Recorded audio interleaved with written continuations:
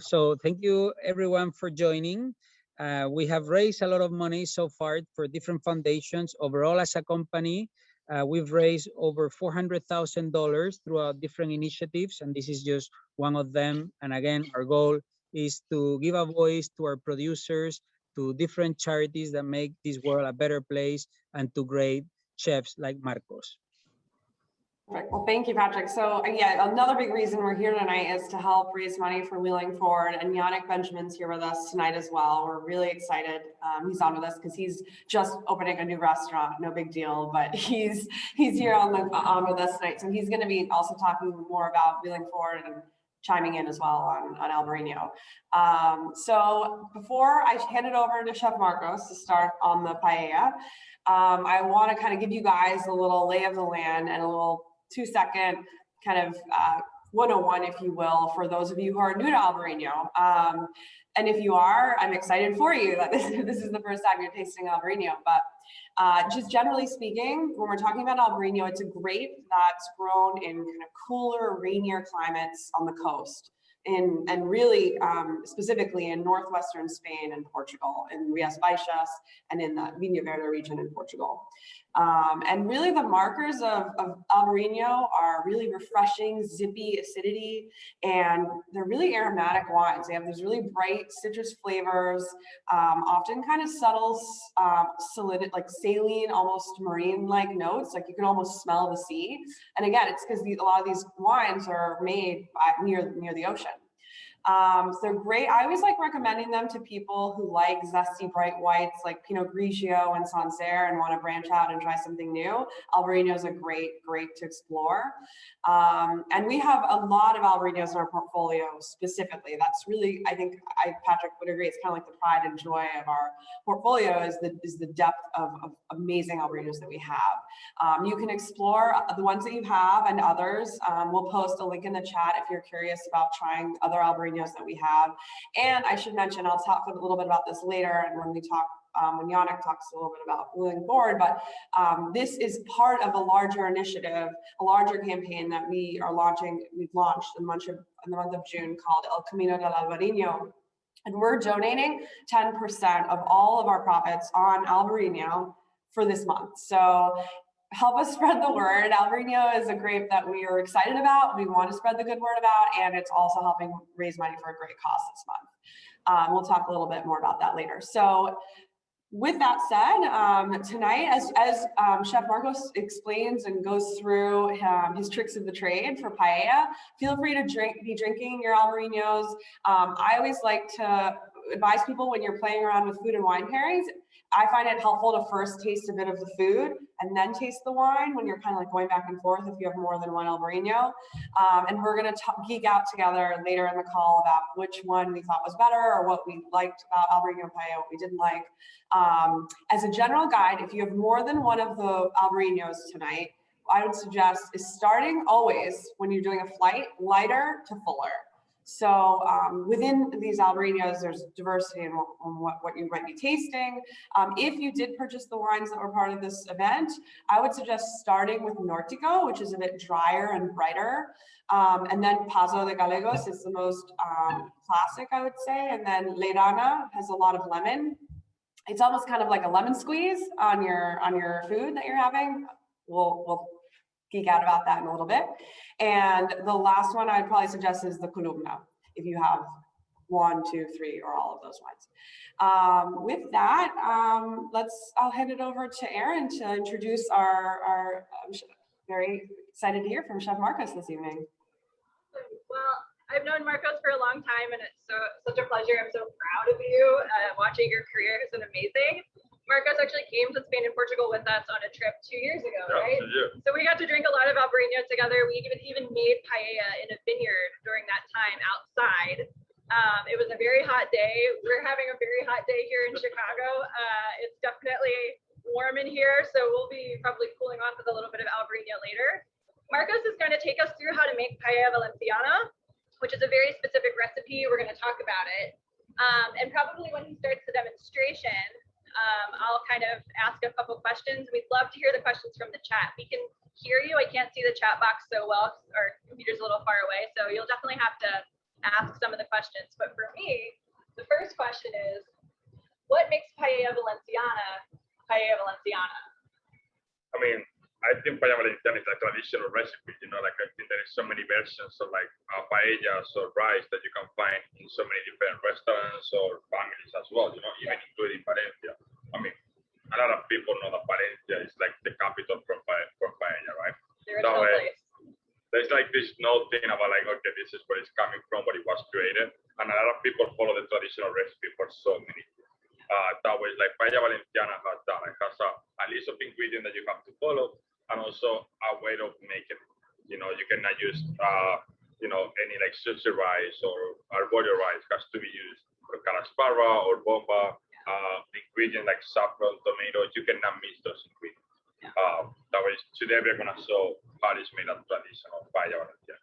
So probably a lot of people have had paella, but if you've never had a really traditional Paella Valenciana, what Marcos is saying is there's a certain set of ingredients that are allowed and some ingredients that are not used. What are the ones we keep out? Yeah, I mean, it's the thing. You can cook anything on the paella pan. It's not only for like a paella. You can cook so many things on it, and you can make some beautiful like seafood rice and like, you know, other type of rice on it. But like to be able to call it Paella Valenciana has to be like a special recipe that you have to follow. So the recipe that everyone got who bought a ticket, the one that we still have on our website, is Marcos' grandmother's recipe, right? And so you know you're going to get the true, legitimate Paella Valenciana from a Valencia native who is also now a Michelin starred chef. So we're going to try to make it easy for you to learn. What do you think? Should we start? We should start, yeah. We should start going, especially if they salido time. I will just start going. Cool. Awesome. So, you know, you'll see Colin and I kind of moving around and helping a little bit.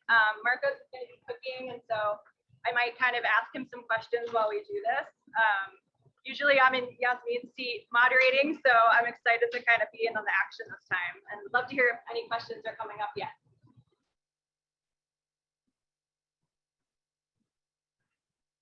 Okay. So as you can see, Marcos has a big burner. This is made for cooking paella specifically. If you don't have one of those, Marcos, what can people cook paella on if they don't have this thing? I mean, they can cook it on top of like a induction burner or like a regular gas burner that you can have, but also in a barbecue. You know, you can put it on top of your barbecue that you want to cook it. Any surface is good to have. You just need to have a lot of heat coming to the bottom. Okay. Doesn't matter what it's coming. The takeaway is you need a lot of heat no matter what. And you need to be having enough space so that there's even heat underneath the pan. So if you put it on your gas stove, you can light all the burners and then rotate the pan. Marcos is also saying this time of year is good because you can put that paella pan right on top of your barbecue grill. Gas, charcoal, whatever you want.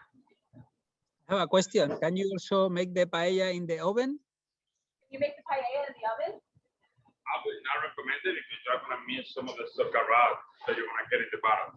That way, a lot of things that you can do is you can install the paella on a burner and then finish on the oven, just to get a little maybe like crispiness on the top.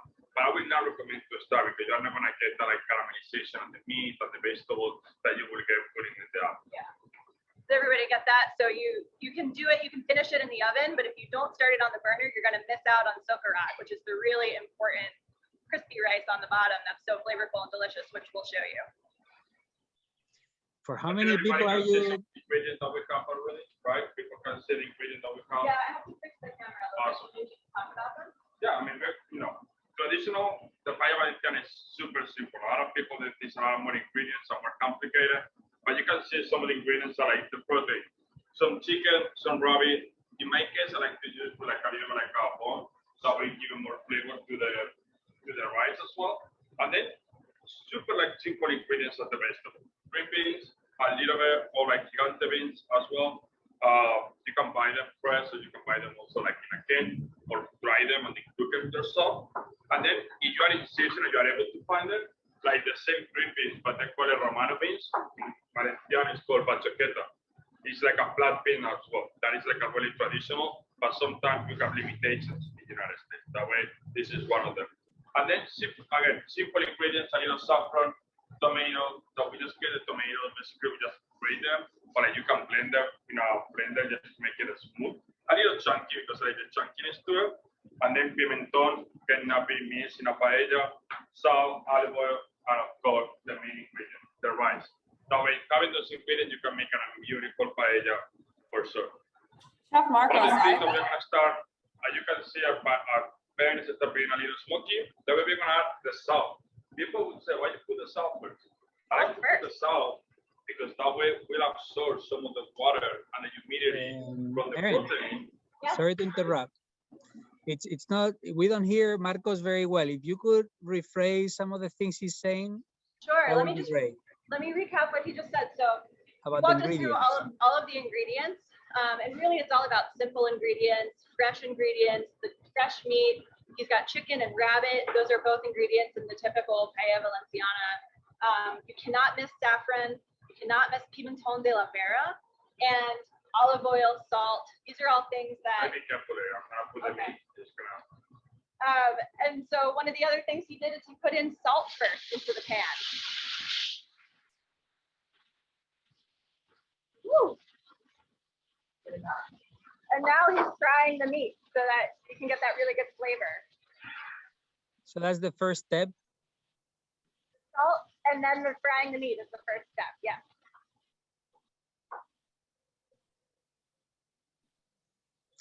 That's a big paella pan.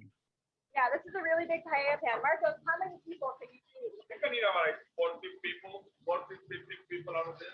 14 or 15 people. We've got friends here coming to eat paella later today after this is done. Okay, now it's very important that you can see I put the olive oil, the pan is really hot, and I put the chicken and the rabbit. I don't want to touch it for a little bit. I just want to caramelize as much as possible because that caramelization is going to transfer the flavor to the broth. That way, it's really important that every single fish has a little golden flavor, golden color to it. So if you're cooking along at home, you got to have your pan very hot, salt first, then the oil. Give the oil time to heat up. You can see it was a little bit smoky from Marcos' view. And then he's put in the chicken and the rabbit, and he's spreading it all out so that everything has enough space. And after this, you do not touch it. You want to let the meat get some of that caramelization color. I think the little tip that I said about the salt is really important because, you know, the protein got a lot of water. If you don't put the salt first, it's going to create a lot of bubbles, a lot of oil everywhere. It's going to be a big mess. So with putting the salt, it's going to be a big secret. And maybe like a little thing that a lot of people don't know. It's going to absorb that humidity from the protein and not it to the meat. So that's a great tip for just in general. If you put in the salt first, this helps take some of the liquid out of the meat so that you don't have your oil splattering and bubbling all over the place. And it really helps get that salt into the meat right away. Aaron and Chef, is the meat bone in? Yeah, is the meat bone in? Bone. You can do boneless and use the bones to make a stock if you like it. And that way it would be easier to eat it. I just want to make it the traditional way with bone in. That way the bones are also going to give some flavor to the broth, you know. Especially one of my favorite parts of the chicken is going to be the chicken wings, but also the chicken thigh because the amount of fat and gelatin that you can find on it. So bone in is Marcos' preference, but he also said you don't have to use anything to, obscure. You can use chicken wings and chicken thighs. They have more fat, and the bone helps give flavor. If you prefer boneless, you can use those bones, debone it, and use those bones to make a stock. Already smells amazing. Yeah.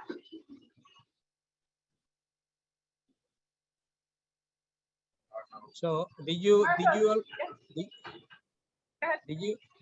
I have a question here. Did you make the sofrito already, Marcos, or in advance? Can you do that, or you do it while you're cooking? I'm not, yeah. So a question about making sofrito, if you already made it, but in this Yeah, I mean, sofrito, there is so many versions of sofrito. You can make a sofrito a little bit thicker with a, it can be used for like a seafood paella. Basically, a sofrito is going to be tomato and a little pimenton. Really, really simple.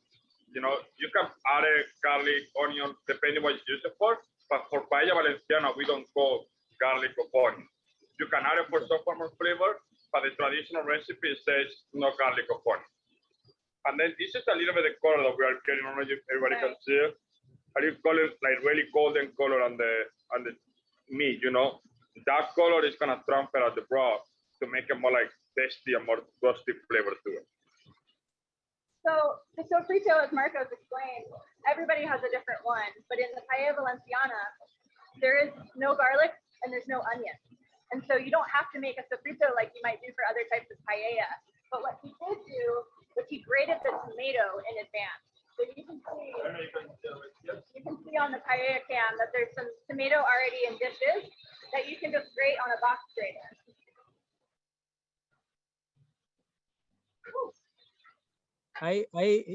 Chef Marcos was showing something before. I didn't get what it was. Chef Marcos he was showing a little bit of the golden color on the meat because that's what brings so much of the flavor. Perfect. Yeah.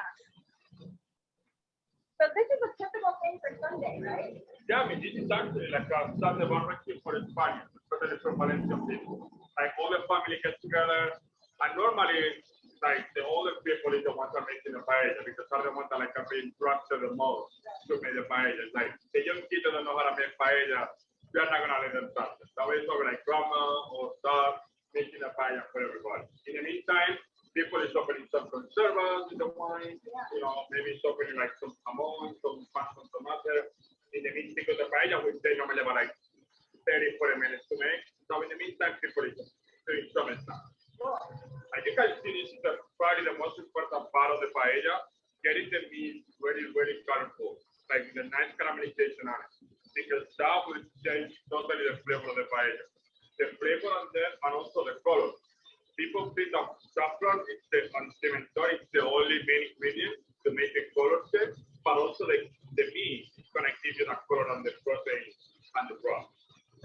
So that's a really important tip for those of you cooking along at home. The color in paella comes from saffron and it also comes from the pimenton, the smoked paprika.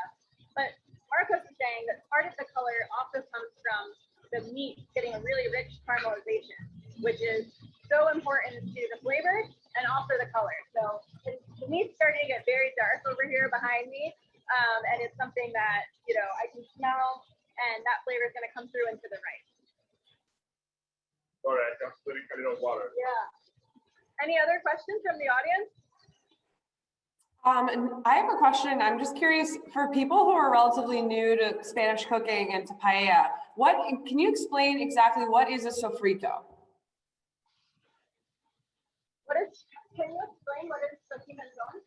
Yeah, I mean, pimenton is a dried pepper from Spain. The la vera, because it's coming from the part of la vera in Spain, but it's the most traditional coming from. That way, it's basically like a dried pepper that they blended to make a little like powder to use them in sofrito. And it became one of the most important ingredients in the Spanish cuisine. And you can find them a little sweeter, that means it's not as spicy or half as spicy. You know, you can find so many versions, like especially in Galicia, they also use ralada for the food Paella Gallega, for the sofritos. That was like, that doesn't mean the pimenton is from one region, it's being used in the whole gastronomy of the Spain. So pimenton is so essential to Spanish cuisine. It's a dried pepper that comes from the Vera region, and it's really something that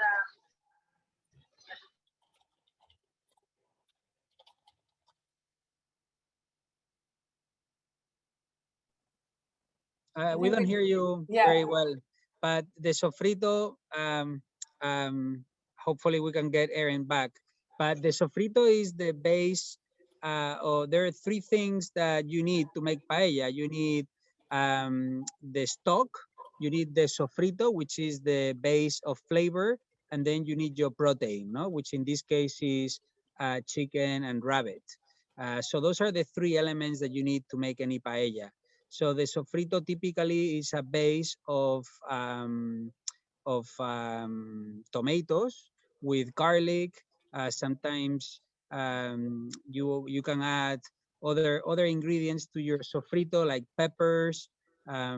Always it has pimenton, which is the smoked sweet paprika, and that constitutes the base of your sofrito. And then on top of that, you add the protein, the chicken, the rabbit. Some people do chorizo, although Valencians, you know, will kill you if you make a paella with chorizo. And then once you have the sofrito, this tomato paste, and the protein. Then you add the rice, and then you add the stock. No, if you're making a fish paella, it's fish stock. If you're making a meat paella, you add typically chicken stock. So those are kind of the three elements: the protein, the stock, and the sofrito. And the rice, as Carol kindly pointed out. Yes, that too. Yes. Guys, we're back. And Perfect. good. And Look at that. Looks amazing. That looks amazing. Aaron, chef, we have one more question. With Yes. do you ever use tomate frito, fried tomatoes or cooked tomatoes in the sofrito? Do you ever like roast the tomatoes or fry them before you add them? Yeah, I mean, again, you can make the sofrito is gonna be made. That way, when I have the tomato raw, that way my sofrito is gonna be made in the pan. That way, using all the fat from the chicken and the rabbit, that will give them more flavor. You can make it on the side with like roasted tomatoes, a little tomato sauce, and reduce it down for like 2-3 hours slowly. But I like to do the sofrito on the same fat. That way, everything is made in one paella pan. All the flavors are coming out. Like all you can see on the pan, all you can see is all the color of the oil. That is all the gelatin and the fat from the chicken. That is going to give a beautiful flavor on the broth and also on the sofrito. And you can see the meat is getting like a nice color to it. That is what we're looking for. That caramelization on it. So has to be made in the pan for Marcos' preference for the Paella Valenciana. So he has that raw tomato that he's going to grate, that was grated, and he's going to put that directly into the pan. So he'll be frying it in the dark caramelized meat juices that he's been cooking over here. And then also the next step. I see the meat is good enough for now. That way you got a little like, golden color to it. We're going to go to the sofrito part, right? Very important. Before you start the sofrito, you have ready the pimenton, but at the same time, you have the tomato.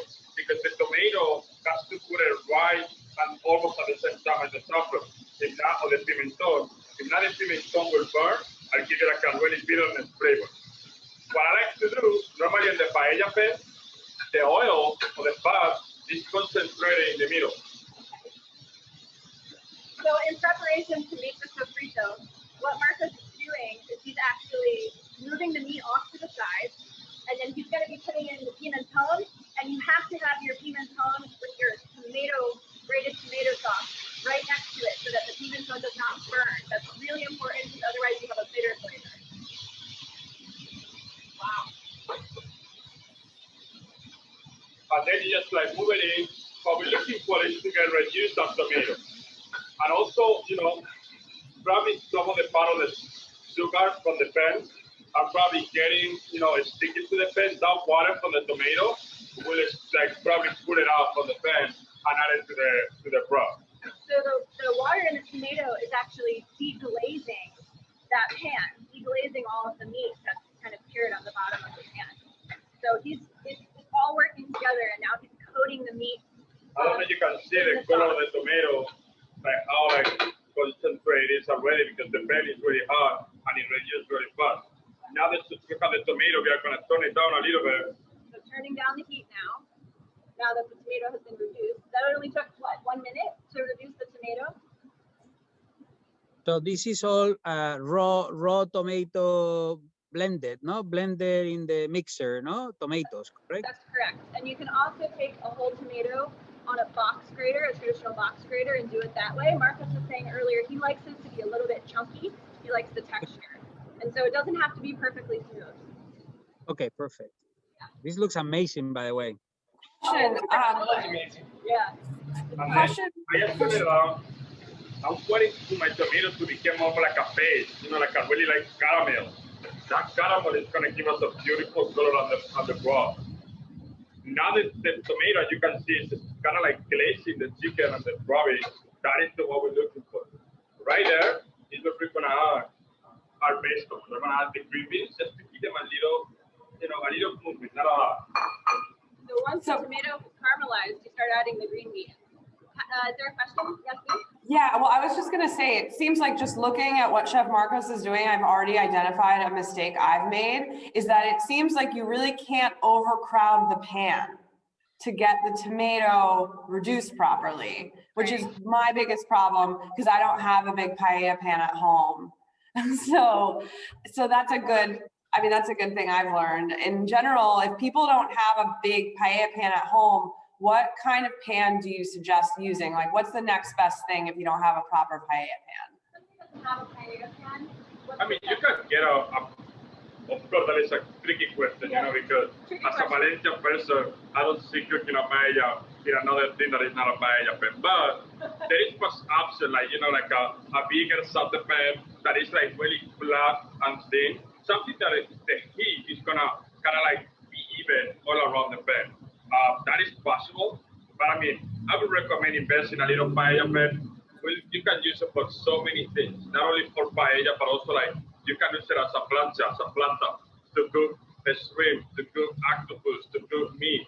Something that you can put on your burner and can be the perfect planta that you can ever have because it's really, the heat is super evenly, and because the material is gonna keep the heat like for so much longer than any other paella pan, or sorry, another pan. Cool. So the paella pan is nature's flat top, plancha basically, and so Marcos first recommends that you just get a small paella pan. You can get one very affordably from Valenciana.com or other stores. But whatever you use needs to be very flat if you don't have a paella pan, and not too deep. You see that it's not very deep. If it's too deep, it'll almost steam instead of getting really crispy and caramelized on the bottom. And you brought up a great point. The pan is not overcrowded because then the ingredients don't get that brown that you want. I don't know if you can see the color of the tomato. I don't have any more liquid, more water coming up from the tomatoes and the pan. It's so much glaze in the meat, right? Like how beautiful like the stone, the tomato became. Now, another super important step is gonna be the saffron. Saffron is one of the most expensive ingredients in the planet. Yeah, not because it's like super rare to find, because the labor on it. Imagine that each flower for saffron has 3 little stems. 3 little stems is nothing compared how much you need to a recipe. That way, and everything is done manually. Like nothing is, you have an incredible, woman like just in La Mancha where the saffron is coming from, 5 by 1, picking every single stem of the saffron to put them together. I mean, just to give an idea, just for maybe one piece that we're grabbing, this is maybe like 2 hours of labor for some people. That way, this is why it's so expensive. Because just one piece, it has so much labor and so much value to it. So now all the liquid is gone from the pan, which means it's time to add the saffron. Yeah, we're gonna have the saffron ready and the broth. And the broth has to be ready too. So what about, we were talking about it the last couple of days, like having your stock ready. You can use chicken stock or like aneto that is already selling like a Paella Valenciana broth that has the vegetables, has the tomato, a little saffron on it. Or you can buy what we said that you can buy a roasted chicken in any market and use the chicken to make a meal. Guys to eat up with some potatoes and all the carcasses, the bones, and the chicken breast, make a really nice chicken broth for a couple hours. Add a couple, right before the paella, you can have the saffron on it. I add a little bit here because I like it, but cook it for a little longer, but also I'm going to put a little breast on the paella pan. That way, another thing that is super delicate in the paella is the saffron. That way we put a little bit in the middle to get because sometimes it's a little wet because of the humidity. You want it to dry out, so humidity, the color looks a little better. And right after, you're gonna put a broth. So we're gonna catch up the audience a little bit, talk about what's going on. I can't see all the questions, but Marcos was telling about saffron. There's 2 places that you use saffron in this dish, and you have to have it right next to your pan. So he's infusing the broth, which he made from bones, from chicken stock. You infuse the broth with a little bit, but before adding the broth to the pan, he actually took a pinch of saffron and put it right in the middle because he wants it to toast a little bit inside of the pan and dry it out because saffron sometimes has humidity in it. So that's what he did, and let it go for 15 seconds, and then you add your broth in, so you get the really stronger saffron flavor. And he was just saying that saffron's the most expensive spice in the world because of how much labor it takes. I don't know if you guys caught that.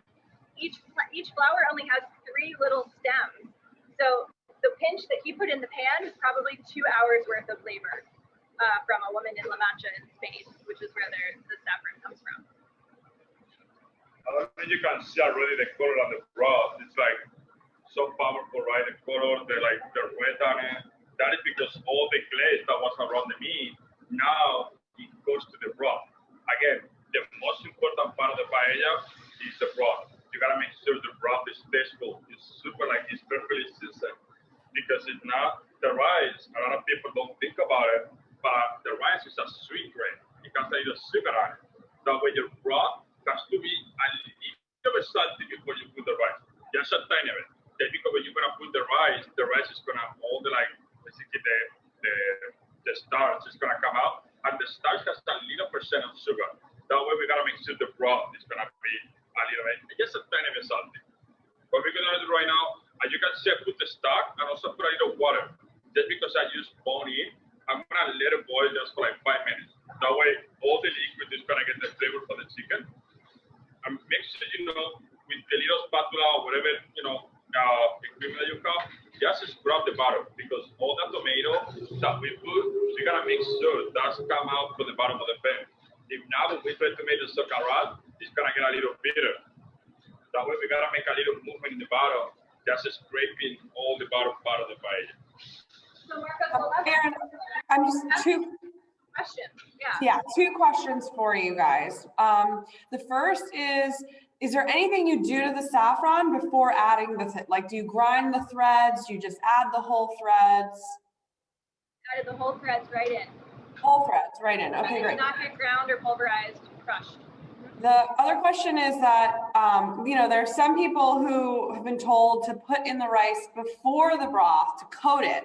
What are your thoughts about that, chef? Like adding the rice before the broth or after? That is, I would say, it's a really question that, like, it's always happened, everybody in Spain, there is different ways to cook paella or rice. That is the only way, or the only reason that I would recommend to put the rice before the broth is when you cook it as seafood paella. The reason is because you already have your broth already, like, super powerful. Like, let's say you want to make it like a fish stock with lobster, monkfish, octopus. You can already have a lot of flavor to it. And you already have your sofrito. Why? Because seafood is so delicate. That way it's gonna have a really, really fast searing. Sear really fast. Put the sofrito, put the broth with the rice. But with the paella, you want the protein to actually cook in the broth.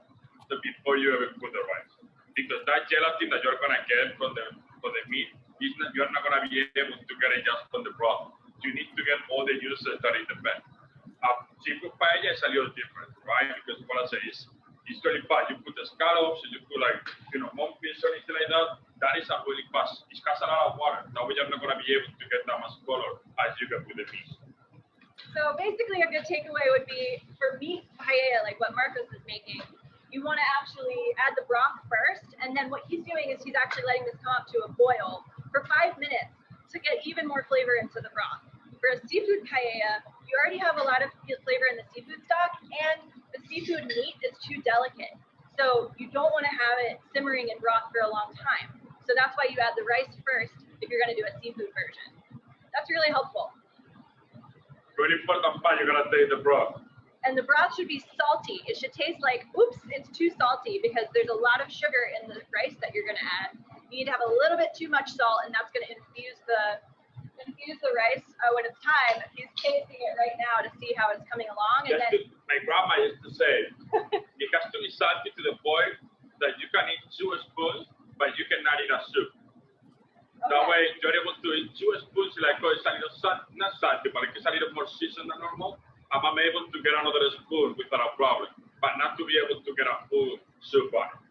That way, this thing need a salt, because when I make my stock, don't put any salt in the stock, please, because the stock is going to reduce, and you're not going to be able to control the saltiness on it. So in making this meat type of paella where you are reducing the stock, you don't want to have too much salt in the stock at first, because you're reducing it, and then it's going to be so salty you can't do it. So Marcos was saying that his grandmother said when you taste it before adding the rice, it should be so salty that you can have 2 spoonfuls, but you wouldn't want to have it as a soup, which is a good rule of thumb. And also, you may have noticed earlier, Marcos spent a lot of time scraping the bottom of the pan to get all of those pans, that delicious, yummy caramelized stuff off the bottom, so that is all working itself into the broth as well. And then he added more salt as he's tasting. I'm wondering if Yannick has made many paellas.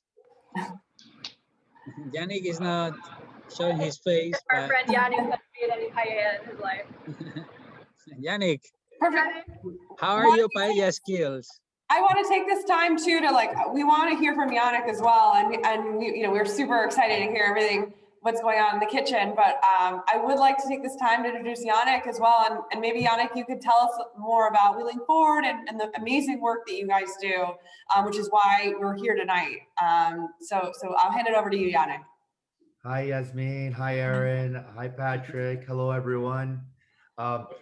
First off, you don't want me cooking even a hard-boiled egg because I'd ruin that. I'm a terrible, terrible cook. I love food.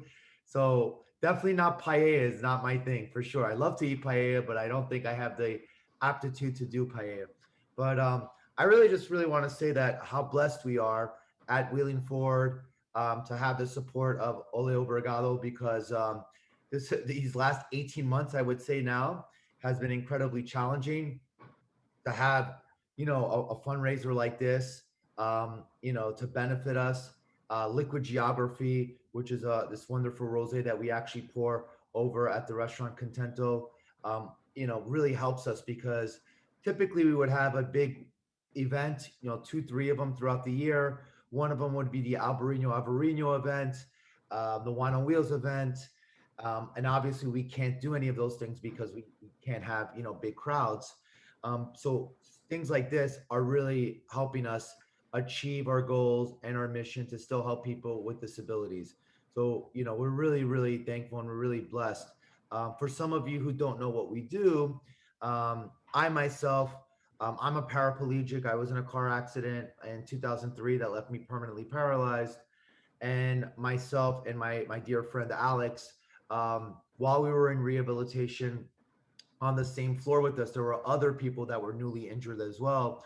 And they had different anxieties, and their anxieties were like, they didn't know if they were going to go back home. They didn't have the financial resources to do simple home modifications, or perhaps they lived in a 5-story walk-up. And me and Alex just were like, wow, how lucky are we? Even though we've gone through this incredible tragedy, this life kind of changing situation, but we had friends and family, and we did have resources that took us a long way. And we knew that we wanted to start an organization that, a more of a grassroots, small, hands-on organization to be able to help primarily those that have a physical disability from more of a lower income background. And that's how Wheeling Forward came about. And how we were able to generate money was through my love of food and my love of wine, because my whole entire family is in the restaurant business, and that's how it all came about. And just a few days ago, I just opened up my restaurant called Contento. Yay. We have a wonderful chef. He's Peruvian, Oscar Lorenzi. And the truth is that, it's unbelievable because of Patrick Mata. He's like the Match.com kind of guy, right? Because of the Albariño event that we had, Oscar happened to be the chef there. He was one of the chefs, preparing food for the event. And that's how we all got connected because of that. So it all goes back to Albariño, right? Isn't that unbelievable, right? We have Patrick and Olé Obrigado and Albariño to thank. And we do pour a lovely Albariño. We have a couple of them on our list. And the truth is, it really is an unbelievably versatile grape. And if you've never been to Rías Baixas, you should all go, because it's a fascinating wine area. The way they grow their vines, it's so unique. And the people are unbelievably kind and generous, and some of the best food. Simple, but so good.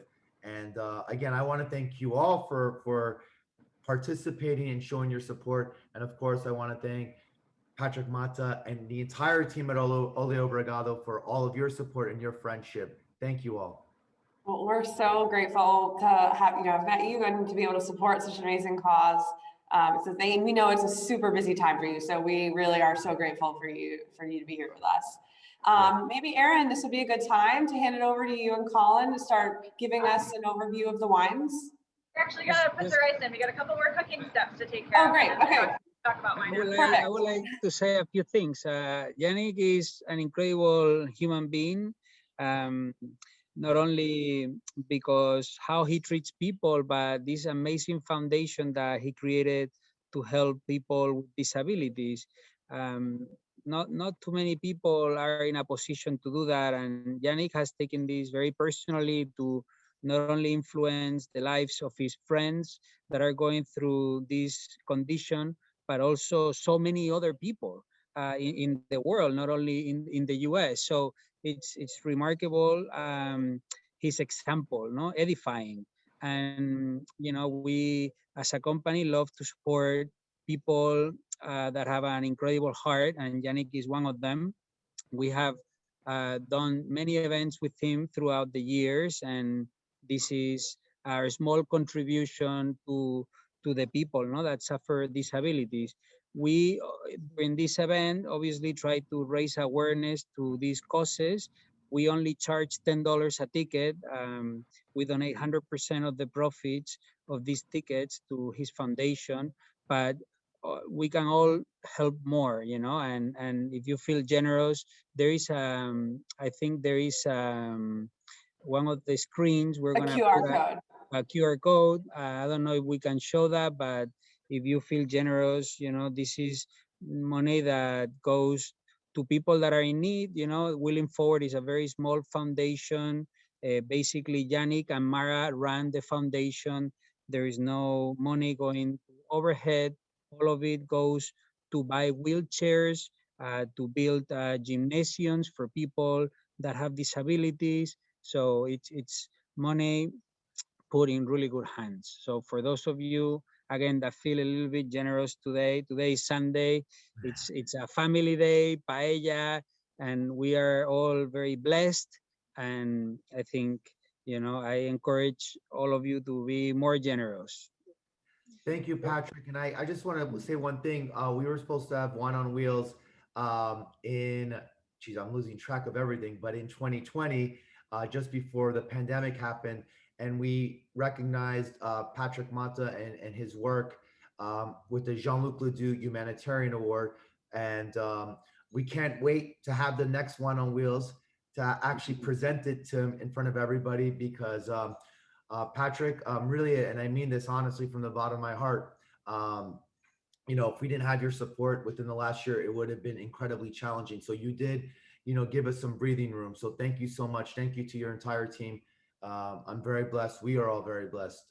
Thank you. Thank you. Aaron, really quick, because we have a lot of questions about whether we should be adding the rice now. We're adding rice now. Thank you all. So Marcos added rice just a few minutes ago, and you can add it now, no problem. You can add it, when you're yeah, ready. just making sure the broth is ready, all the vegetables and the protein is good to go. Yeah. And then as you can see, you just, the ratio of the rice has to be always 2 parts of liquid, 2 parts of rice for 3 parts of liquid. That means if you are like 2 liters or 3 cups of water or broth, it's gonna be 2 cups of sorry, I make a mistake. 3 parts of liquid for 1 part of rice. So we sent that along as a tip in advance. If you're making paella at home and you're making a really small pan, or if you have a really big one, you can always scale your recipe up and down just by knowing that one rule. For 1 cup of rice, you need 3 cups of liquid. So 1-to-3 ratio. So you can add the rice when your broth is ready, when it's tasty, when it has that salt and seasoning. The vegetables are a little bit tender here in the pan. The green beans and the gigante beans, which are those big fat white beans, have had time to absorb some of that flavor as well. And when Marcos added the rice, he did it all in a long line through the middle of the pan. Why do you put it like that in the middle? That is, a lot of people, my grandma doesn't mess with the rice. My grandma used to just put the broth, and it was basically with the I recipe that I got, A long time ago, it used to be this like secret idea or like technique or tip. If people used to make a crust on the paella just to make sure that the paella was blessed and make sure the paella was gonna come good. And also was because the rice has to come out just a little bit on top of the broth. That way, like kind of like a 2 fingers on top of the rice or the broth. That way, that is gonna make the line, because that line, even it has to be 2 fingers above the broth. That is exactly the amount that you're gonna need for the broth without measuring. So Marcos' grandmother never measured her rice when she would make rice. And so there's 2 reasons why he poured the rice in a straight line across the whole diameter of the pan. The first reason is because typically people would do it in 2 lines to bless the paella and make sure it's Sunday or it's family day, to make sure that it was gonna come out great.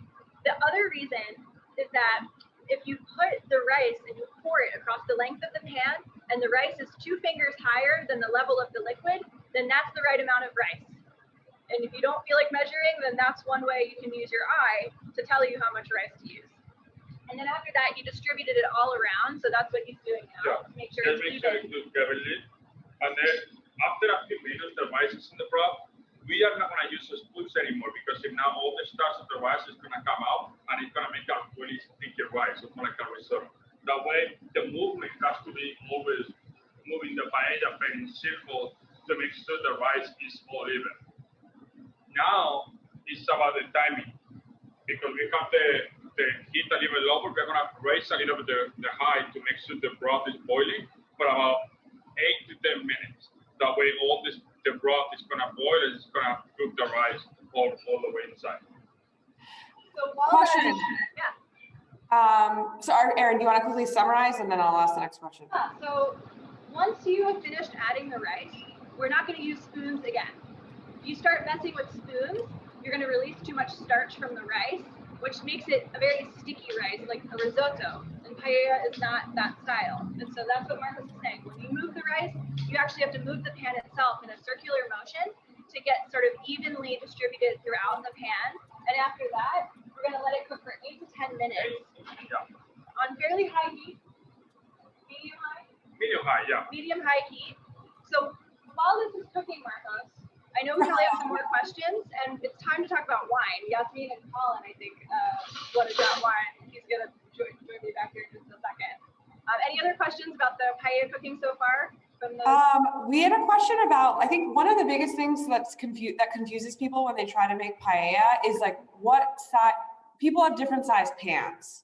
So trying to figure out like how to calculate the size of the pan for the amount of the rice is a challenge for a lot of people.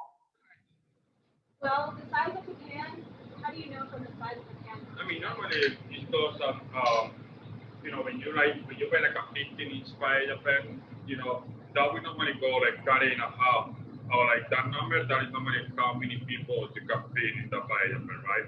If it's a 15-inch, I would recommend between 5 and 7, depending how big you like the paella. In my personal opinion, I like the paellas to be really, really thick. That way, even a paella like this, I will only do it for like 12 people, or like 10 people, because I like it to be really thin, because I like the socarrat. That is the little crispy part. That way, the more wider it is, the more socarrat I'm gonna get. But as you can see, the paellas are high. That way, you can make the paella a little higher if you want to, and be able to cook for more people. You don't have the space or the ability to cook that many paellas. So the minimum kind of is like a 12-inch pan, maybe slightly smaller. That could be for 1 to 2 people. What Marcos is saying is, if you use a larger pan, then you have a thinner paella, which means you have a crispier bottom to paella. So this is probably what, 24 inches? There's a little more. Yeah, 24, 28, 28 inches. So he was originally saying this could feed about 14 people, but he's making with less rice, so it's really enough rice for 12 people. One of the takeaways is that paella is not an exact science, so it's part of the practice and fun. Yasmin, I'd love to hand it over to you to talk with Colin about the wines. While that rice is cooking, we've got about 8 to 10 minutes while that gets ready. So I'm going to switch places with Colin. Sure, perfect. Colin, I'm so happy you were able to join us as well. Not everyone has all of the wines, but for those of you who do, we're going to talk a little bit about these wines specifically that you have, but also I think, Colin, what was interesting for me is paella is a dish that has a lot of it has a lot of bold flavors. And so I think for many people, it wouldn't be intuitive to pair a delicate aromatic wine like Albariño with paella, like a white wine. So I think I'd be really curious just to get your perspective on, like, starting by zooming out for a second about why Albariño works so well with paella. Yeah, well, I think, generally speaking, as Marcos said, paella isn't an exact science. Pairing isn't an exact science either, right? So it's the most important thing is to really just have fun with whatever you're drinking, and making that part of the conversation as well. So I think one thing that you pointed out is, this is probably a little bit of these really bold flavors. And when we think of Albariño, we're thinking of a light, fresh wine. So I think something that's fun with that, and I always remember, is wine is generally an acidic, it's an acidic beverage. And acid really has this interaction with fat that is magical to on your palate. It's what I really focus on, acidity and fat a lot in my pairings.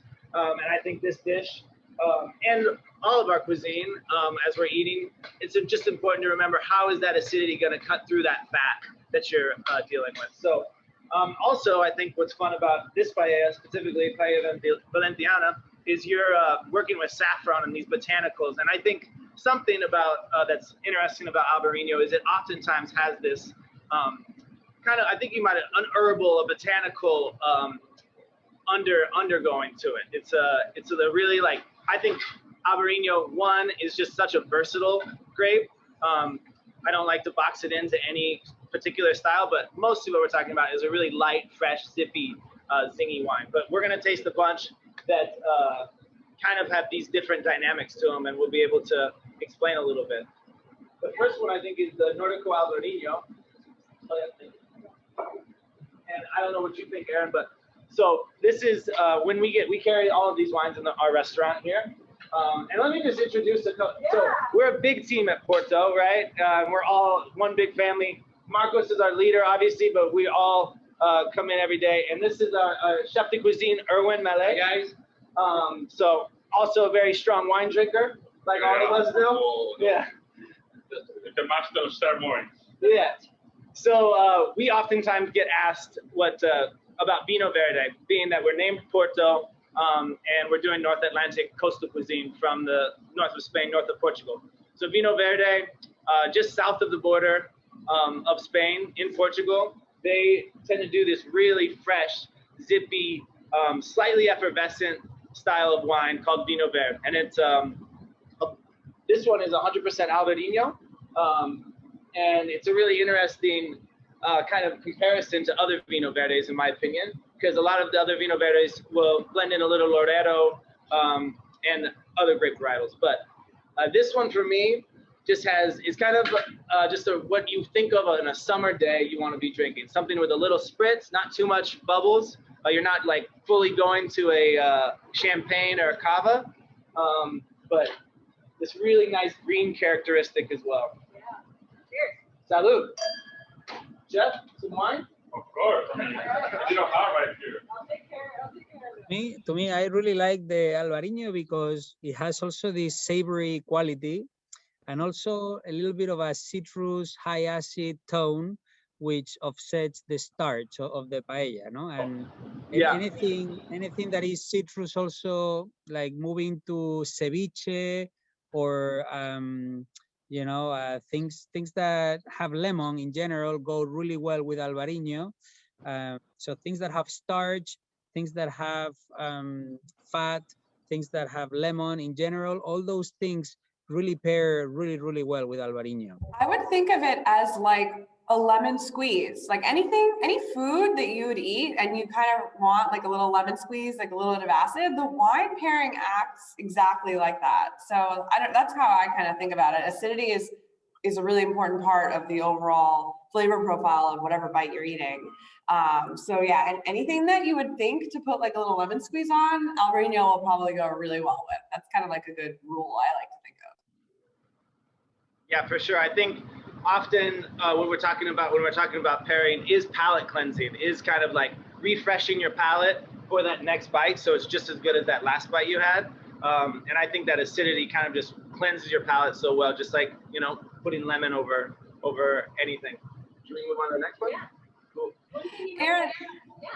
I was gonna say, like, maybe one thing that I'd love, maybe would be great for you guys to talk about is, you know, we talk about Albariño in broad terms, but I think if anyone has the opportunity to have tasted a few of the different Albariños, then like Nordica versus Columna, for example, are two pretty extreme examples, I would say. Just to, maybe if you could talk about, like, even within Albariño, what can make the style different within Albariño? What makes one richer and fuller, and what makes one brighter and zippier?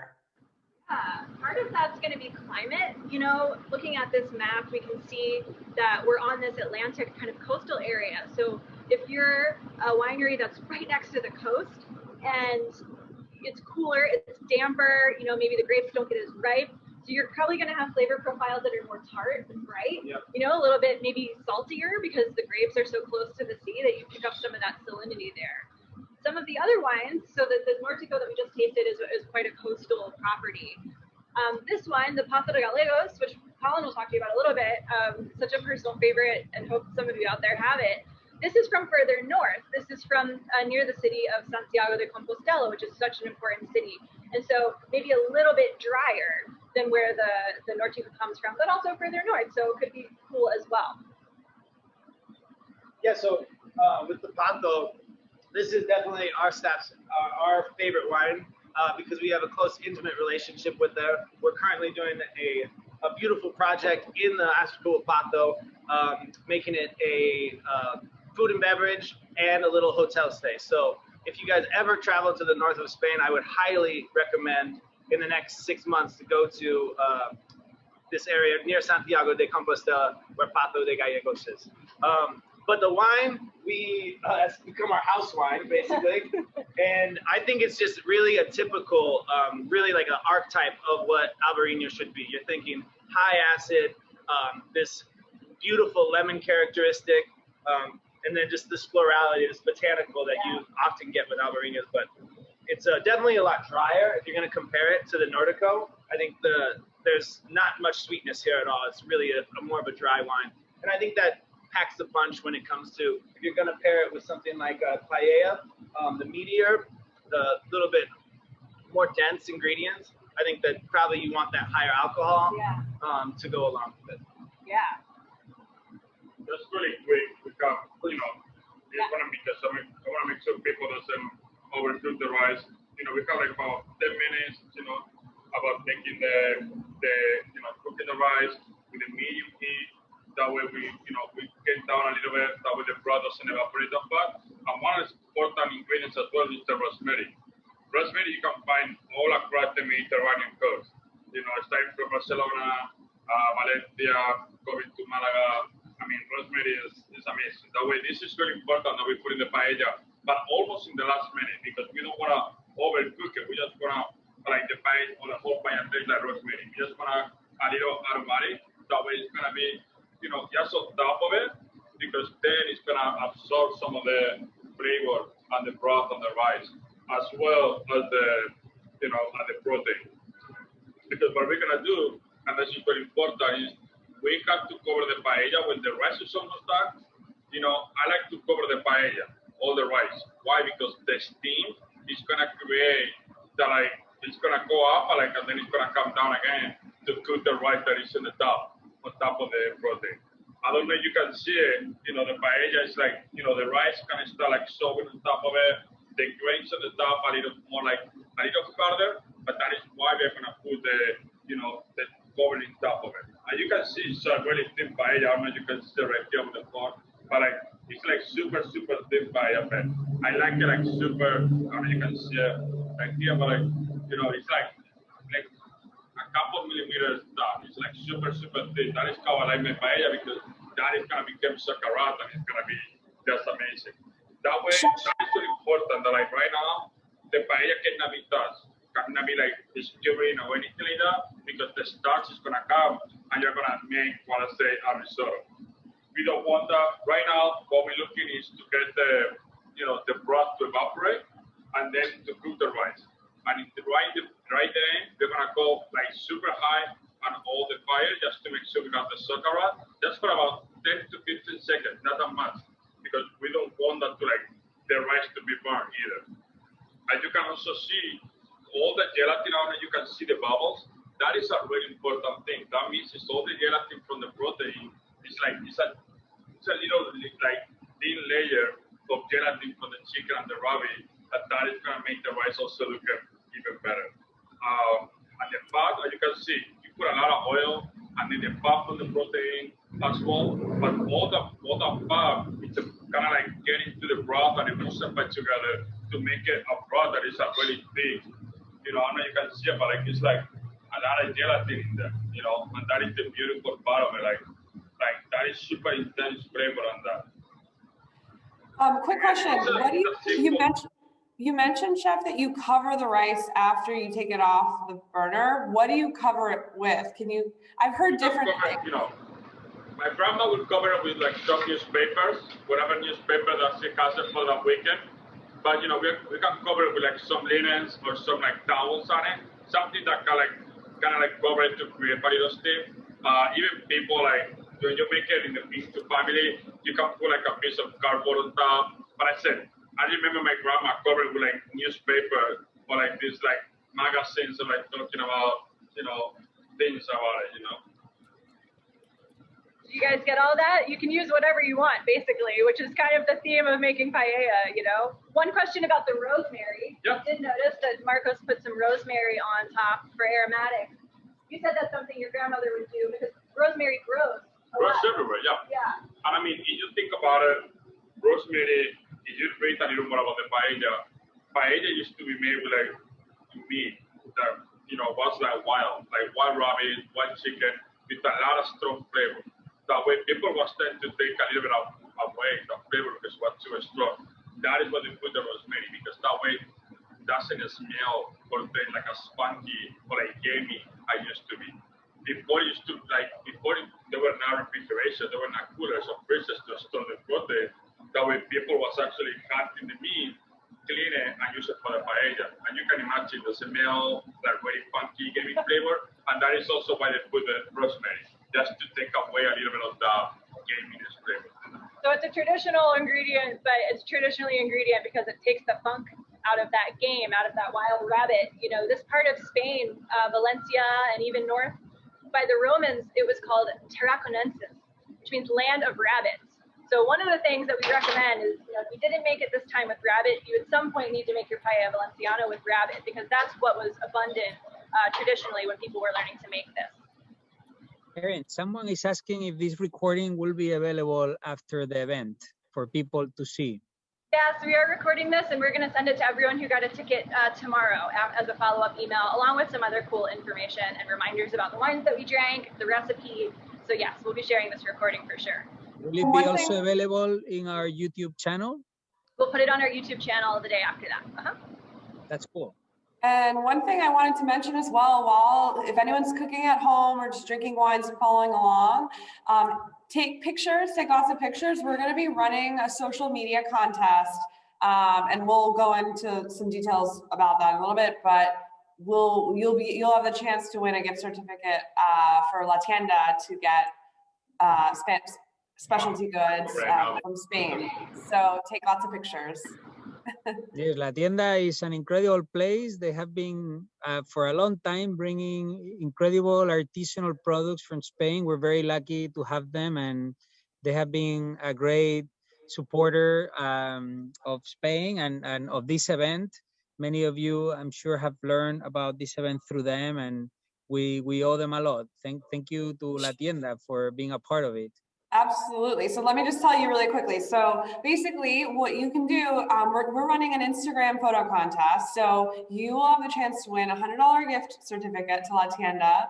If you take a photo, post it on Instagram, you want to tag and follow Olé Obrigado, Wheeling Forward, Chef Marcos Campos, and La Tienda. All the details are going to be in an email as well as on the slide that you're looking at. And the only thing is you just need to submit it by 11 p.m. on Sunday, June 13th. We're going to select and announce a winner on Instagram by Monday.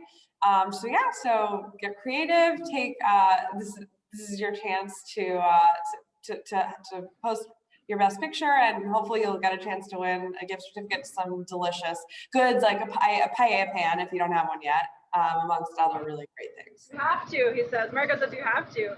So we've got just a couple more minutes till this is done. It's almost done, yeah. Right now I have the, the few minutes covered with the towels just to make sure the rice on top get cooked.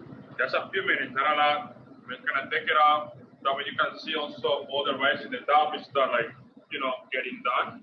And now is coming the most important. I like to say that it's like listening to the paella, because right now we're gonna get high on the heat, and you're gonna hear, you're like silent.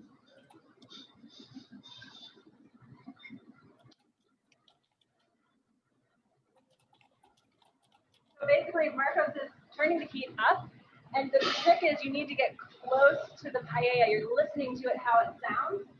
That means that you're listening how the rice is being frying. I don't know you. Yeah, I can hear it. You probably can't hear it on the audio, but it's crackling. It's like frying, and you can't hear that. It's like the moment you start listening the rice, that means you have to start it up. That was, it's the little traditional thing that your grandma teaches you when you're cooking the paella. It's like, listening to the rice. When the rice stops talking to you, you're gonna stop everything you're doing. And that is one of the things that, of course, you can see. But I think you can see it right here on the side, like how it's start frying. The little rice is start like frying over and getting that nice rustic flavor. Aaron, can you just recap? What exactly are you listening for? How do you know it's done? So the rice is making a small crackling sound. It's not boiling anymore. It's not frying anymore in the fat. And so you're listening, and you said, Marcos, when the rice stops talking is what you need to start paying attention. So it's caramelizing, no? It's caramelizing. Yes, it's caramelizing. Yeah, because right now you don't have any more broth to actually reduce. All the rice is done, and all the fattiness is in the bottom, and that part is gonna start frying the rice. That is also a lot of people say that connection between Asian cuisine, the fried rice that people do. That is also part of the paella pan, getting that nice crispy part of the paella. And for me, it's why it's so special is because in one paella pan or one dish, you have so many different textures, right? At the end of the day, a dish can give you textures, flavor, and the paella you have the creaminess for the meat, the fattiness for the meat, and then the crispy rice, but also the soft rice. It's it looks simple, but it has so many layers of flavors and crispiness of flavor that is amazing. So basically, once the liquid is all gone out of the rice, you're not going to hear the sounds of boiling or steaming anymore. And instead, the noises that you're going to hear are going to be the sounds of frying. All that fat that we were pulled out of the meat earlier, and that was also in the broth, is getting pulled out, and it's all at the bottom of the pan underneath this rice. And so now it's frying the rice. And so what we're hearing here is the sound of rice frying, which is also why you don't touch it. And Marcos was comparing that to Asian style fried rices, where you also need to let the rice caramelize. You don't move it around a ton. And you have to just wait and be patient and use all five senses. This is probably the most important part. A paella with a socarrat, you cannot call it paella. It's a rice, but not a paella. That is my dad who told me, socarrat is the most important. That way, I take it really seriously. So it's just a rice dish if you don't achieve socarrat. You cannot call it a paella is basically the rule that Marcos has passed down from his family, from his father. And I know we had some questions about socarrat before. I will switch on the paella cam when it's done so that we can really see that crispy layer. So I want everybody to be able to see it up close and personal. And maybe while we're waiting, do we want to talk about another wine? Sure, yeah. Cool. Yes. Yeah, so this is some of my staff's favorite wine to sell, I would say. One of my favorite wines to sell, for sure. And I think this is just a little bit it's like an elevated Albariño. Oftentimes I get people in the restaurant that, Spain and Portugal, for whatever reason, does not have as much following as French wine, right? Because the French are the birthplace. So I get people that come in and ask for Burgundy or Sancerre and Chablis, all of these really classical styles. And I usually point them to Albariño, of course, because it's so complex and diverse. And especially the Leirana, if they're looking for something that's just a little bit more complex, meaning layered, much like the paella is layered. This one for me, I always get lemon right off the top is a huge note. And that's what drives the bus for me when I'm really that's what takes this wine and sends it. But then as you drink it, I think it changes, and there's multiple things that you can, the peaches, apricot, this stone fruit that often you can get in Albariño as well, that I think is really delicious with the aromatics. And for pairing purposes, is just a lot of fun. Like I said before, it's not an exact science. It's really just make it fun. And I always talk when I'm training wine and think of the things that you would see in the grocery store, and then start smelling the wine. And if you're getting any of those things, you're probably on the right track. So there's no exact, lemon for sure here, but what type of lemon? Yeah, exactly. We have some cut lemons for the paella later, and the floral and the citrus. For sure. Yeah. Grab a lemon and taste Leirana. You will see. You'll see what we mean. The Leirana is really special because it's from the Salnés zone of Rías Baixas, which is very coastal, and it's the home of the Albariño grape. And we've been talking about Albariño. We're celebrating it this month. We're so excited about it. So this is one that's really cool to try if you want to taste one of the very original places made from very old vines, old vineyards. It's just a delicious wine that we love. For sure. Leirana is made by Rodri Mendez. They call him in Spain the king of Albariño. He makes about 14 different types of Albariño, and all of them are minuscule in quantities. Most of them is 3-4 barrels made a year. This is actually one of the highest production Albariños he makes, which is only 1,000 cases for the world, which is super limited. But yeah, it's an extraordinary piece of liquid art, Leirana Albariño. And yeah, as Erin was saying before, if you have a lemon at home, go and get it, squeeze some of it, put it on a teaspoon, and try the lemon, and then try the wine. You will see how the wine turns your palate into a sweet sensation. Even though the wine is acidic, the lemon is acidic, when you put them together, the wine makes the lemon turn sweet. And this is the beautiful thing about pairing wine with food, because wine is also an ingredient. It's a liquid ingredient. And when you interplay the lemon with the Albariño, it's a beautiful experience. I encourage you to try. Yasmin, you're on mute. We should check back in with the paella because I think it's pretty much done. Yeah, it's done. But after a minute, quality, because we are talking and we are doing so many things at the same time, I turn it down a little bit the fire that way the Soccerati is slowly getting to it. But as you can see, the paella will be done, and we always have to check on the Soccerati, right? The little part, the crispy right here. Oh my goodness! That is what is making the difference. Has everyone seen this? Ooh. That is that is a combination of all the the fattiness, right here. You see that color. That is for me the most important part of the Soccerati. That gelatin caramelized, and that is not burnt, just gelatin that has been created, another layer of flavor. But that is really, really important. That is what you see all of these little things.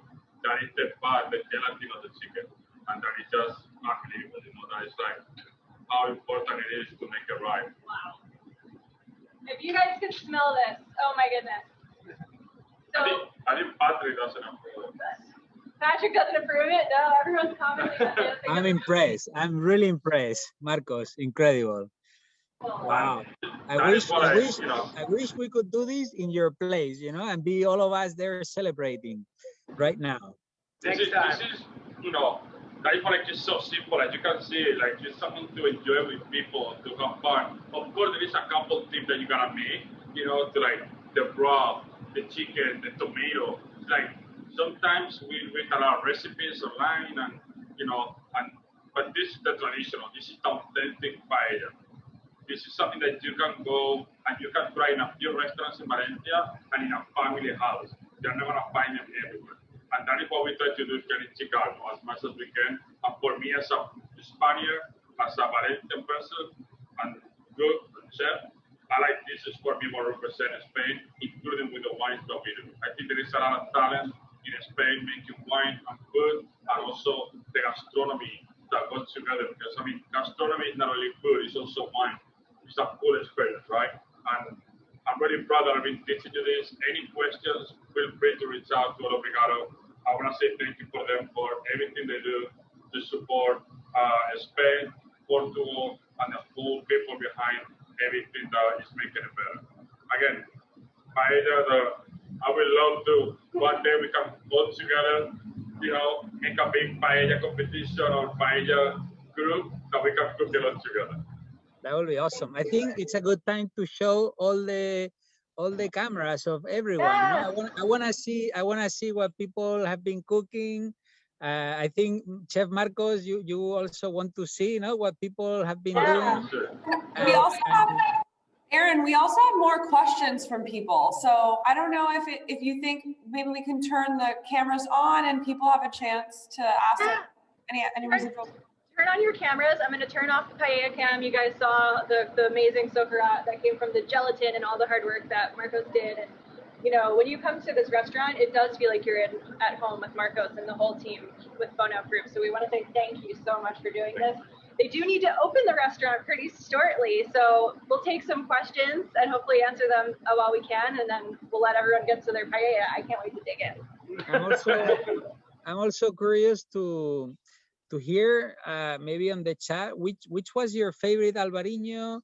Were you impressed? If you have more than one, were you impressed about how diverse they are? You can have 10 different Albariños and all of them taste so different because they show the flavors of the place so well. It's a grape that communicates sense of place, in a special way. And yeah, if any of you had the lemon with the Albariño, I would love to hear about that. Yeah, I'm curious to see which was your favorite Albariño. And he serves the lemon on top, right, Marcos? Yeah, we're gonna put the lemons on just to put the get a lemons little on. close to, I will think you guys can see a little closer to the camera. There's a couple of lemons because again, citrus are really important in Valencia too. That is why, we also put a barman, you guys can see right there, a little bit better. That way you can see the rice is even, my grandma would say you can flip it down and will not fall over on top of you. Don't do it on home, but,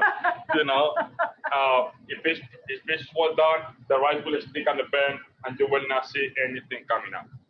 But, hopefully show me all your pictures. I want to see what you guys have done. And hopefully we can do it together again. Wonderful.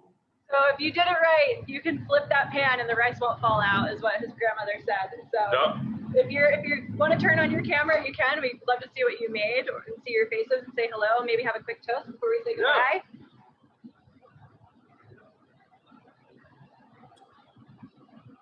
You can also taste the last wine, the columna.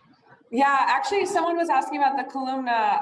If Rich and Gail were asking about the columna, Aaron, if you just want to give them a quick skinny on the columna between you and Colin. Yeah, so columna comes from Condado do Tejo, which is going to be the most inland, the warmest and driest of the places where all these Albariños come from, and in the region in general.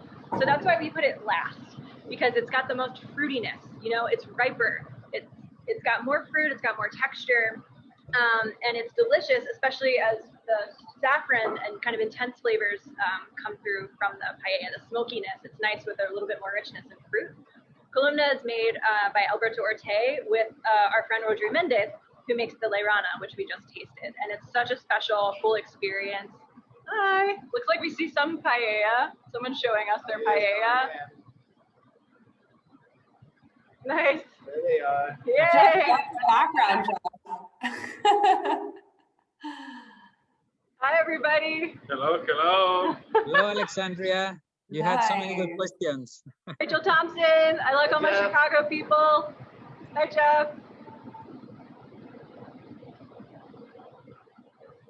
Look at this, Charles. Your paella looks A lot of beautiful amazing. paellas up there. Yeah. Charles looks like almost finished his paella already.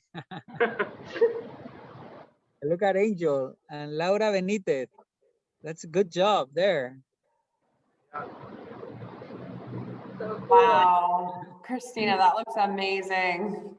Wow. Jeffrey, I like your background with the paella in the background. Yeah. Very, very creative. Look at that. Drinking San Antonio.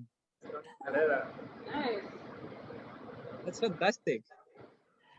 And I this is what we would do. That is awesome. I see someone who cooked the paella in a cast iron. This is Wow. perfectly legitimate. Actually, perfectly I have a legitimate. question. Chef, do you have a preference if you don't have a paella pan between copper, cast iron, or stainless steel? We like cast iron better because it will Cast keep the heat a little bit faster. You know, it's like you need something that is basically like keeping the heat like in a higher temperature, and cast iron will do the job for you really fast. So cool. Looking good. Robert, nice Really paella nice too. paellas out there. Look, Erin Adams, I see. Hi. Hi, Erin. She's on the road. I'll save you some paella.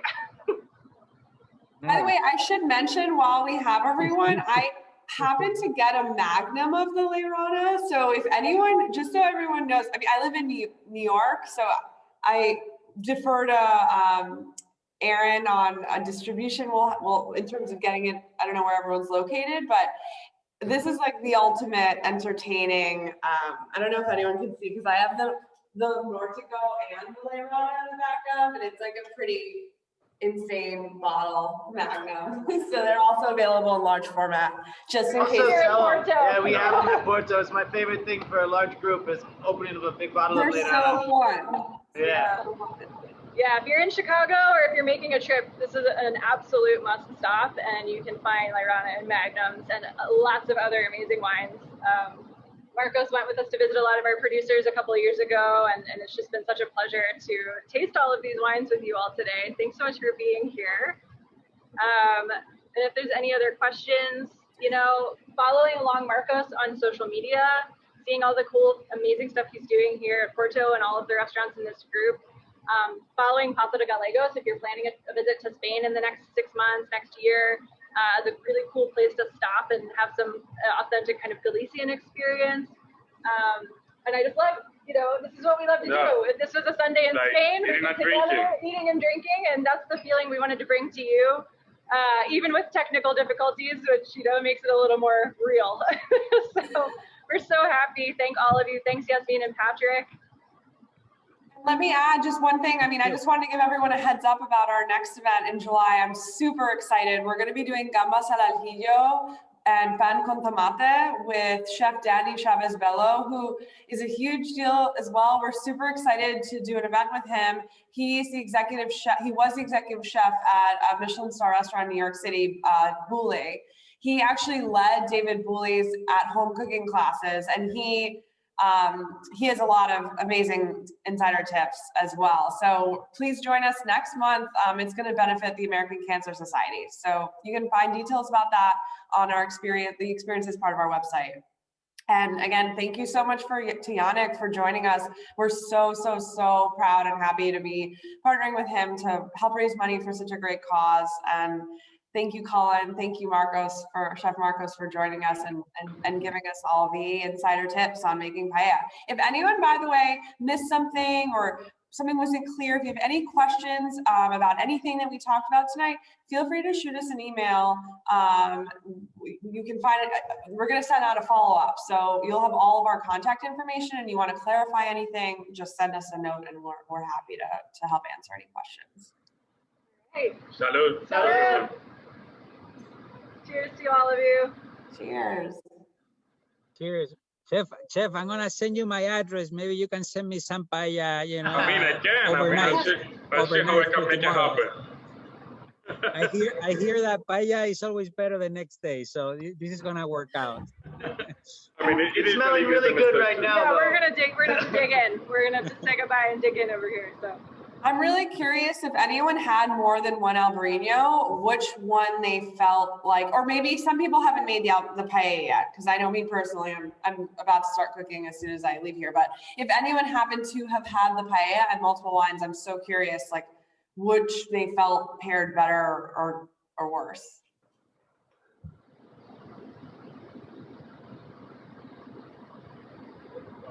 My inkling would be, I don't know, Patrick, I feel like with something bigger and bolder, bye, Aaron. hi, thank you. With something bigger and bolder like paella, I would think an Albariño with a little more weight probably works better. Like Randolph is showing Columna. I like I like your choice, Randolph, because it has more weight. Yes. Pasado Gallegos also has more weight.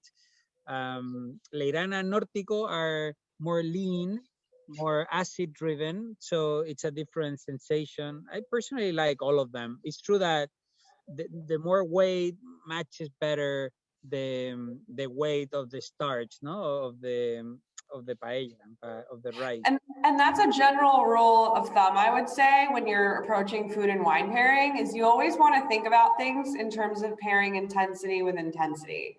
So like stepping back from our current theme today, you're pairing a braised short rib, you'd want a bigger, bolder wine from maybe Priorat or Terra Alta. If you were pairing like a light, fresh ceviche, you want something like Leirana or Nórtico, that are gonna be able to like, you don't ever want the wine to over-dominate the food or vice versa.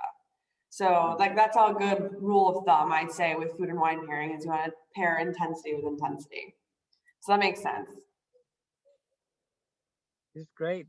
How many of you had more than one Albariño? Maybe you guys can raise your hand. Okay, a few of you. That's great. It's interesting, to see how different they are. All of them are so unique. We're in a mission, I see Randolph, Nórtico and Columna. Those are really good. Those are made half a mile from each other. One is, the Columna is made on the north side of the river bank of the Miño River, and Nórtico is made on the southern part of the Miño River. So one is Portuguese, the other one is Spanish. The only thing that separates them is a river, but they're next to each other, but they're so different. It's interesting. The age of the vines is a big influence on the style. Columna is older vines than Nórtico, but we as a company are in a mission, many missions, but one of them is to help raise awareness about this beautiful grape, Albariño. Everyone in America knows Sauvignon Blanc, Sancerre, Pinot Grigio, Chardonnay, Pinot Grigio. We love Albariño, and we love because it's so diverse and so versatile with food. Not so many grapes are so versatile with food and so diverse. If you go to a good restaurant anywhere in the world and you open the wine list, in the section of white wines, you see 10, 15 different Chardonnays, and it makes sense. The Chardonnay from California is very different from Chardonnay in Burgundy or different parts of Burgundy. You have Chablis, Meursault, and they're all unique areas that impart flavors in a different way. And it makes sense that restaurants have 10, 15 different Chardonnays because they're all different and unique and special. Albariño is the same thing. Today, if you go to a restaurant and you're lucky to find one Albariño, it's only one. They don't have 4 or 5. And we think that, restaurants will be more interesting if they were showcasing the diversity of flavors of the Albariño grape. Some of them are richer, some of them are leaner, some of them are riper, some of them are more savory, some of them are more citrus driven, some of them are more herbal, but all of them are so unique and so Patrick, fragrant. if we go to a restaurant and we want like a richer style of Albariño versus a linear style, like how do we know what's what? Like what should we look for? Is it by region? Is it by like how does, as a consumer, if you like a richer style of Albariño, look for that in a store on a menu versus a more linear style? So there are like 5 areas to Rias Baixas. Not every restaurant tells you from which area of Rias Baixas the Albariños are coming from, but basically, to make it very simple, the southern parts of Rias Baixas, closer to Portugal, they make richer Albariños because it's warmer, and also it rains less. So you have less water, and as a result, less, more concentration of flavor. So the Albariños from the south are riper, richer. The ones from the north, it's cooler, it rains more, and over there, Albariños are more vibrant, they're more acidic, they're more electric. Leirana Albariño, one of the masterpieces of Albariño in the world, Leirana is a perfect example of a northern Albariño. And Columna is a perfect example of a southern Albariño. One is, very electric. The other one is a little bit richer, fuller. And then if you go more inland, in Rias Baixas, it's by the coast, but if you go a little bit inland, it's also drier. And those Albariños tend to be a little bit richer. So the question when you go to a restaurant is this Albariño from the south? Is it from the north? Or is it from the inland part? Inland and south tend to be richer. Pasado Gallegos is from the inland part. And the Albariños from the north, that area is called Salnés, S-A-L-N-E-S. Salnés is the geography of the most northern part of Rias Baixas. Rias Baixas is the name of the geographical area that produces Albariño. And within that large geographical area, there are, again, those 5 areas. So I'm not sure if I'm answering your question, Jasmine, but that's a little bit. Yeah, I don't know. I feel like and what Patrick just summarized in general is applicable not just to Albariño, but to like any wines in the world generally. If you like fruitier, richer styles of a wine, you want to look towards warmer regions. And if you like zippier, fresher, kind of more linear wines, and when I say linear, I mean like how it feels on your palate, like linear versus round. Exactly. So if you like more linear, zippier wines, you want to look towards cooler regions, relatively speaking. So that applies to Albariño, and that applies to any wine anywhere, really. That's great. Any questions? Any comments? Randolph, you like the Columna the best?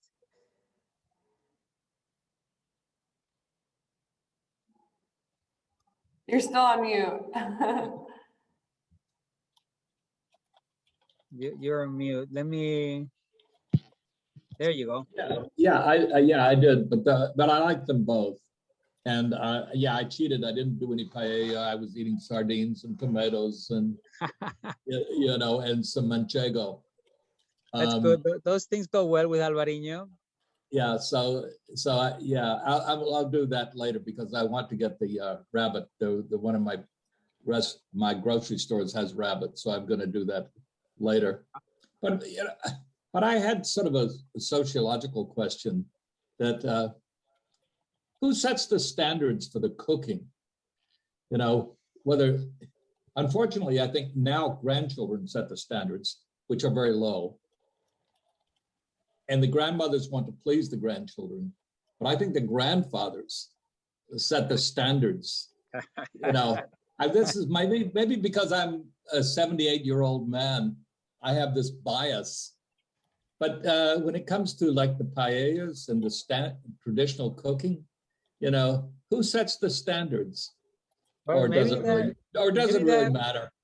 Maybe that's changing today, but in the past, men in Spain didn't know how to cook, so the grandmothers, were ruling, the standards.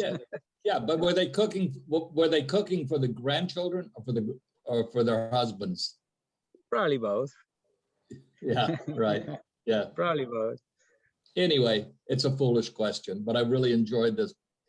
This has been amazing what you guys have been doing over the past few weeks.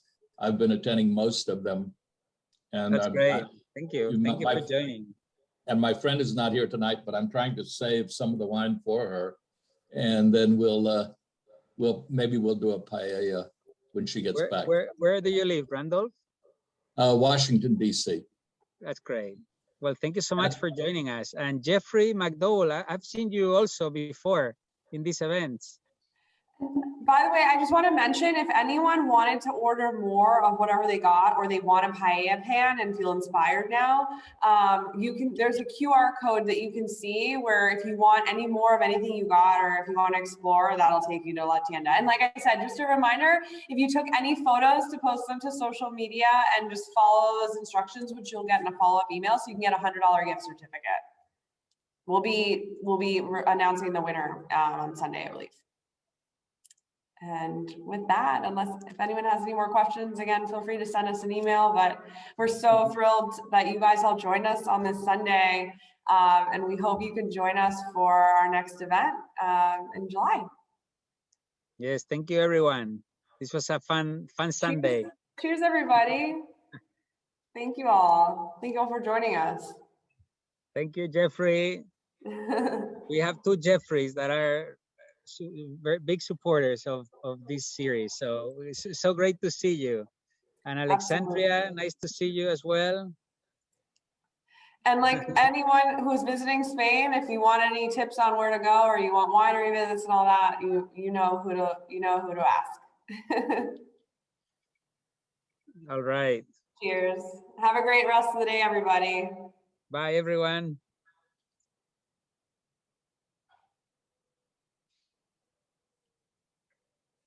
This was a fun event, Yasmin.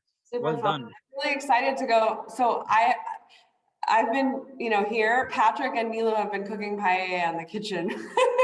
So while I'm slaving away. Photos. You have to post your photos, so we want to see them. They're slaving away back there while I'm doing this. So I'm so excited to eat. Chef Marcos's paella got me drooling.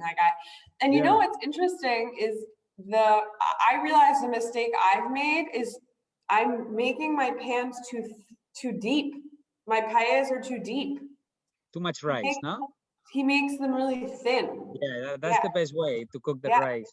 Yeah. And to make the socarrat and totally. More flavor also. Yeah. When you add too much rice, then the flavor is not so intense. Rookie mistake. All right. Okay, well, bye, have a good everybody. dinner. Goodbye, everyone. Bye.